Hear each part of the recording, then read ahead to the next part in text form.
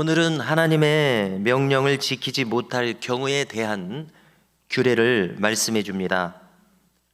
첫째는 부지 중에 지은 죄에 대해서입니다. 알지 못하는 중에 지은 죄를 가리킵니다. 고의성이 없는 죄입니다. 둘째는 고의로 지은 죄에 대해서입니다. 죄인 줄 알고도 짓는 죄입니다. 소위 말하는 고범죄라고 축약해서 부르고 있습니다. 첫 번째로 부지 중에 짓는 죄란 무슨 죄겠습니까? 알지 못하는 중에 죄를 지을 수 있는가? 죄를 지을 수 있다고 말씀하는데요, 그런 죄는 어떤 죄가 있을지 잠시 생각해 봅니다.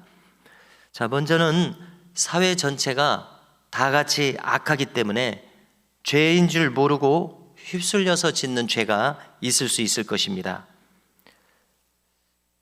다음으로는 자신은 충직하게 한다고 했지만은 악한 조직에 속하여 짓는 죄가 있을 것입니다. 이제 같은 내용이라고 할 수 있는데요, 우리가 떠올릴 수 있는 예는 히틀러 치하의 독일을 떠올릴 수 있을 것입니다. 독일 히틀러 치하의 공무원들은 충직하게 명령을 따랐다고 할 것입니다. 그리고 재판석상에서 그들은 실제로 그렇게 말했습니다. 대표적인 그 히틀러의 충직한 오른팔과 같은 그런 고위 공직자로는 아이만이라는 사람이 있습니다. 이 사람은 재판석상에서 나는 받은 명령대로 했을 뿐이다 이렇게 말했습니다. 그는 아우슈비츠 수용소를 책임지는 사람이었습니다. 아우슈비츠의 그 참상은 우리가 이미 다 알고 계실 텐데요. 자, 그의 일상에 대해서 이런 이야기들이 회자되고 있습니다. 즉, 그는 매일 식사 때마다 가족끼리 모여서 감사 기도를 하나님께 드렸습니다. 독일 사람들은 다 신앙인일 테니까요. 그리고 그처럼 자애로운 아버지가 없었다는 것입니다.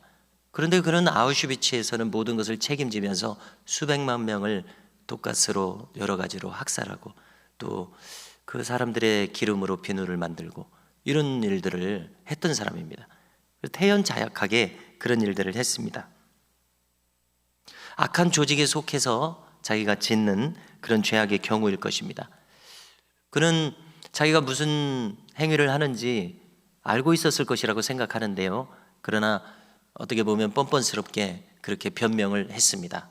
자, 아이만은 그렇다고 치더라도 다른 수많은 독일의 당시의 공무원들은 조직에 속했기 때문에 그런 죄를 범했을 것입니다.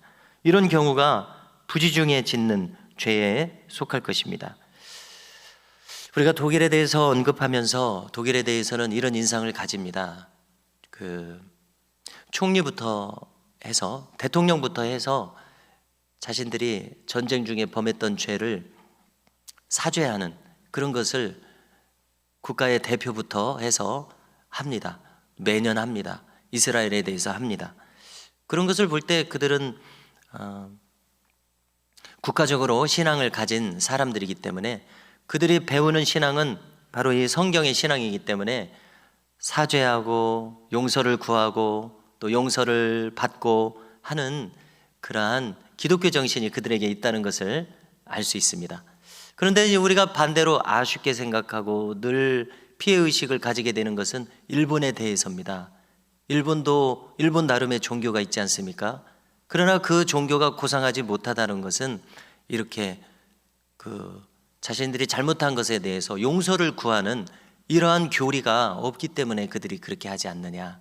그들이 기독교 신앙을 가졌더라면 그들의 지도자들부터 용서를 구할 수 있었을 텐데 그런 마음이 없습니다. 다만 일본 교회의 목사님들만 한국에 와서 그렇게 사죄를 하고 용서를 구하는 그런 것을 우리가 볼 때에 우리가 믿는 기독교 신앙이 얼마나 인간 본성에 부합한 참으로 가장 높은 가르침인가, 가장 고상한 가르침이 아닌가, 이런 생각을 여기서도 하게 됩니다. 자, 회중 전체가 부지 중에 죄를 지었을 경우에 어떻게 하면 속함을 받는가 가르침을 주셨습니다. 이 속함을 받으려면은 수송아지 한 마리를 불태워 드리는 화제로 드려야 한다고 말씀합니다. 화제는 불화자를 써서 불태워 드리는 제사를 가리킵니다. 즉 번제를 가리킵니다.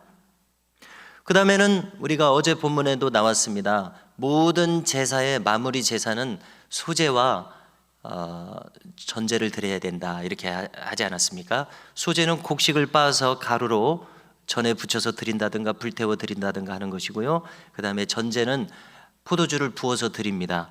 포도주의 그 붉은색은 희생과 피를 상징하고 있습니다. 그렇게 해서 드려야 그 제사가 마무리됩니다. 그것은 감사를 또 뜻한다고 했습니다. 제사를 받아주셨으니까, 내 죄를 속해 주셨으니까 감사의 의미가 있다고 말씀을 드렸습니다. 그리고 미리 준비해야 드릴 수 있는 것들입니다. 곡식을 빻아서 준비하려면 미리 준비해야 되죠. 그래서 우리가 우리의 신앙생활에도 적용을 하면은 우리가 감사 예물을 드릴 때 미리 준비해야 드릴 수 있지 않습니까? 미리 생각하고 준비하게 됩니다. 그 다음에 이제 마무리로 순념소 한 마리를 또 드리라고 했습니다. 그리고 덧붙이기를 이 회중 가운데 외국인들도 함께 살게 됩니다. 어느 나라든지 외국인들도 마찬가지로 이렇게 속함을 받는다 말씀합니다. 다음으로는 한 개인이 죄를 지었을 때입니다. 자, 이때 이 개인이 속함을 받으려면은 1년 된 암염소로 드려라 이렇게 규정해 줍니다. 본토인도 그렇게 하고 외국인도 그렇게 하라. 동일한 규례를 적용하라 이렇게 되어 있습니다. 자, 이제 다음으로는 고범죄에 대해서도 규례를 주셨습니다. 고의로 범죄한 죄입니다. 알고 짓는 죄입니다. 쉽게 말해서 죄인 줄 알면서도 대놓고 짓는 죄라고 할 수 있습니다. 고의성을 가지고 있습니다. 그래서 이 죄에 대한 성격을 30절에서 못 박아서 알려주십니다. 이 죄를 짓는 자는 여호와를 비방하는 자다 이렇게 말씀합니다. 쉽게 말해서 반복됩니다마는 대놓고 하나님을 부정하는 행위입니다. 하나님께서는 분명하게 존재하십니다. 모세가 인도하는 이스라엘 백성들은 더더군다나 그렇지 않겠습니까? 이스라엘 백성들 전체는 마치 모세를 통해서 하나님이 직접 다스리시는 것 같은 그러한 분위기에서 그들은 살아가는 상황이었습니다. 그런데 대놓고 범죄한다는 것은 하나님을 대놓고 거역하는 것입니다. 대놓고 부정하는 행위였습니다. 그들에게는 하나님은 분명히 존재하십니다. 그런데 그 하나님을 부정하는 행위였다는 것입니다. 그래서 하나님께서는 어떻게 말씀하십니까? 그는 백성 중에서 끊어질 것이다. 그래서 오늘 이 내용을 보면은 하나님의 이 징계가 아주 가혹합니다. 왜 이렇게 가혹할까? 우리가 이것을 생각해야 된다고 믿는데요. 백성 중에서 끊어질 것이다. 다른 말로 바꾸면 무슨 뜻입니까? 너는 이제 내 백성이 아니다. 너는 나하고 관계가 없다. 그래서 이렇게 하나님을 대놓고 부정하거나 하나님 존재를 부정하거나 하나님을 대적하는 것은 대단히 심각하다는 것을 우리에게 말씀하고 있습니다. 너는 내 백성이 아니다. 나하고 관계가 없다. 얼마나 심각합니까? 그래서 우리는 우리 이 신앙의 바탕에 이것을 가지고 있어야 될 것입니다. 우리는 가지고 있죠. 사실 하나님을 알지 못하는 신앙이 없는 분들이 이 개념을 가지고 있지 못하죠. 그런데 우리가 오늘 본문을 통해서 분명한 개념을 세워야 될 줄로 믿습니다. 너는 내 백성이 아니다. 아주 심각한 것이죠. 그래서 31절에 보니까 그런 사람은 여호와의 말씀을 멸시한다. 그의 명령을 파기한다. 그래서 그 죄악이 자기에게로 돌아가서 온전히 끊어지리라. 대단히 엄중한 말씀을 주십니다.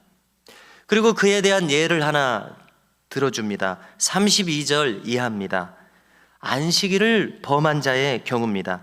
그래서 우리는 이 경우는 모세 시대에 하나님의 명령과 법도를 지금 반포하지 않았습니까? 출애굽기에서, 레위기에서, 민수기에서, 또 40년 후 신명기에서 그들은 하나님의 명령이 계속 그들에게 주어지고 있습니다. 요약해서 10계명으로요. 이런 상황입니다. 이런 상황에서 안식일을 범한 자가 나타났습니다. 그 구체적인 내용은 안식일에 나무를 하러 갔다는 것입니다. 그리고 그 사람이 현장에서 발견되었습니다. 마치 현장에서 가늠한 여인을 예수님 앞으로 끌고 왔을 그런 경우와 비슷하다고 생각합니다. 모세에게로 끌고 왔습니다. 모세와 아론에게 끌고 왔을 때 그들이 어떻게 할지를 몰랐습니다. 어떻게 이 사람을 여기 지금 처치한다는 좀 살벌한 표현이 나와 있는데 이 사람을 어떻게 처치해야 되느냐. 그래서 기도로 여쭙습니다. 하나님, 어떻게 해야 됩니까? 이 범한 자를 어떻게 해야 됩니까? 하니까 35절에서 한번 들어보십시오. 하나님 어떻게 말씀하시는지요? 그 사람을 반드시 죽일지니 온 회중이 진영 밖에서 돌로 그를 칠지니라. 예. 대단히 엄중한 말씀을 하셨습니다. 오늘날 우리가 이 말씀을 그대로 적용할 수 있을까요? 그대로 적용할 수 없죠. 안식일을 어긴다고, 주일을 어긴다고 돌로 쳐서 죽일 수 있는 그런 상황은 아니죠. 그러므로 우리는 이 의미가 무엇인가를 또 찾아야 되겠습니다. 그래서 우리가 의구심을 가지는 것은, 우리가 지금 신앙생활하는 이 문화에서 의구심을 가지는 것은 안식일을 범했다고 해서 그것이 죽을 죄인가, 정말로 이렇게 돌로 쳐서 죽여야 될 죄인가 라는 질문입니다. 어떻게 답하시겠습니까? 어떤 생각이 드십니까? 그래서 한 가지는 어떤 동기에서 그가 안식일을 범했는가를 생각해야 되겠다는 것입니다. 어떤 동기에서 안식일을 범했습니까? 하나님의 존재 자체를 부정했다는 것입니다. 그 이스라엘 백성들, 모세가 인도하는 이스라엘 백성들의 그 광야 신앙생활 그 안에서요. 그래서 이것을 심각하게 여기셨음을 알 수 있습니다. 인간의 생존의 문제가 그 주권이 어디에 속해 있는가의 차원에서 한번 생각을 해봅니다. 인간의 생명, 인간이 생존할 수 있는 그 주권은 어디에 속해 있는가? 하나님에게 속해 있는가? 인간 자신에게 속해 있는가? 라고 했을 때 이 사람이 안식일에 안식하지 않고 자기가 생존하기 위해서 나무를 하러 간 것은 분명 하나님이 너의 삶을 책임지신다 이런 차원이 아니라 내 삶은 내가 책임진다, 내 생계는 내가 꾸린다, 이러한 자세라는 것을 우리가 생각해 보게 됩니다. 자기의 주권을 하나님께 온전히 맡기지 않고 자기의 주권을 자기가 가지고 있다는 차원에서 우리가 생각하게 됩니다. 인생을 자기가 꾸려갑니다. 그러나 참되게 믿는 사람들은 자신의 생명의 주권이 하나님께 있음을 믿습니다. 그래서 안식일을 지키라는 명령을 지키게 됩니다. 자신의 인생을 하나님께서 주관하신다는 신앙 고백의 차원이 되고 있습니다. 그래서 하나님께서는 이스라엘 백성들을 다스리는 차원에서 이것을 엄중하게 물러서지 않고 바로 하나님께서 생명을 취해 가시는 이런 심각한 상황으로 하나님이 이끌고 가신 것을 알 수 있습니다. 그래서 우리는 여기서 내용을 취해야 되겠습니다. 안식일을 기억해서 거룩하게 지키는 자가 내 백성이다, 이런 차원에서요. 그렇지 않는 자는 나와 상관이 없다, 이런 차원에서 우리가 생각해야 될 것으로 믿습니다. 자, 오늘 내용에서 마지막으로 이스라엘 백성들에게 그들의 의복에 대한 규례를 주십니다. 백성들에게 어떻게 하라고 하셨냐면은 옷단의 귀에 술을 만들어라, 그리고 청색끈을 그 옷단 귀에 술에 붙여라, 이런 규례를 주셨습니다. 그리고 그 의미는 39절에서 말씀합니다. 읽어드리겠습니다. 이 술은 너희가 보고 여호와의 모든 계명을 기억하여 준행하고 너희를 방종하게 하는 자신의 마음과 눈에 욕심을 따라 음행하지 않게 하기 위함이라. 그리하여 너희가 내 모든 계명을 기억하고 행하면 너희의 하나님 앞에 거룩하리라 말씀하셨습니다. 옷단에 술을 달고 끈을 다는 이 형식은 고대의 귀족에게나 어울리는 그 복식임을 알 수 있습니다. 우리가 보통 옷에다가 수술을 달지 않죠. 좀 좋은 옷에다가 그런 형식을 다를 것입니다. 즉 귀족들이나 입는 옷이라는 것입니다. 그것을 모든 백성들이 하라고 하신 것입니다. 무슨 의미를 여기서 알 수 있습니까? 너희들은 대단히 존귀한 백성이다, 아주 존귀한 나의 백성이다, 이런 의미가 여기 있음을 헤아릴 수 있습니다. 자, 시편의 이런 구절을 제가 떠올리게 됩니다. 시편 49편 20절인데요. 존귀하나 깨닫지 못하는 사람은 멸망하는 짐승 같도다, 이런 구절이 있습니다. 조금 풀어서 말한다면 자신은 존귀한 자인데 그것을 깨닫지 못하고서 살아가는 사람은 짐승이나 마찬가지다, 이렇게 해석해야 되지 않겠습니까? 존귀한 존재인 것을 깨달아라. 못 깨닫고 살면 짐승이나 마찬가지다. 이스라엘 백성들은 존귀한 백성들이라는 것입니다. 그것을 의식하고 살라는 의미라는 겁니다. 존귀한 백성답게 거룩하게 살아라. 그래서 이것을 우리 스스로에게 한번 적용시켜 보십시오. 나는 존귀한 자다라는 생각 속에서 살아가라는 겁니다. 그래서 우리는 내가 신앙을 가지고 살아가는 영적으로 높은 자라는 그런 자존감을 가져야 될 줄로 믿습니다. 자, 우리가 재미있는 표현이 하나 있습니다. 주일학교에서 우리는 예수님 짤이다 이렇게 말하게 합니다. 예수님 짤이다. 나는 10원짜리도 아니고 100원짜리도 아니고 10,000원짜리도 아니고 심지어 10억짜리도 아니고 더 높은 가치를 가지고 있다. 예수님 짤이다. 참 재미있는 표현이죠. 우리가 아주 존귀한 자라는 뜻입니다. 자, 어떤 목사님이 이렇게 말씀하시는 것을 제가 듣고 이것을 기억에 남기게 돼서 지금 또 거론하게 됩니다. 뭐라고 얘기하시냐면은 자기는 귀한 자라는 겁니다. 왜냐하면 하나님이 사용하시기 때문에 하나님의 말씀을 전하는 도구로 사용하셔서 성도들이 하나님 말씀을 듣게 하시는 그런 사람이기 때문에 자기가 귀한 자라는 거예요. 그래서 자기가 귀한 자니까 자기를 귀하게 대접한다는 겁니다. 그래서 좋은 음식을 먹게 한다는 겁니다. 어떻게 생각하십니까? 우리는 스스로에 대해서 내가 이렇게 귀한 자다 이런 생각 가지고 계십니까? 한번 생각해 봤으면 좋겠습니다. 저도 차차 생각해 보려고요. 내가 그렇게 귀한 자다. 그러니까 나를 대접한다. 이거 어떤 생각인지 모르겠습니다. 자, 오늘 말씀과 좀 부합한다고 생각을 하는데요. 우리 스스로에 대해서 존귀하다는 그런 인식 참 필요하고 성경적인 가르침인 것을 알게 됩니다. 우리가 실제로 이것을 느낄 수 있고 적용할 수 있게 되기까지 되었으면 좋겠습니다. 이처럼 하나님께서 이스라엘 백성들에게 바라고 명령하신 것처럼 우리도 존귀하고 거룩한 백성인 것을 자각하며 살아갈 수 있기를 주님의 이름으로 축복합니다.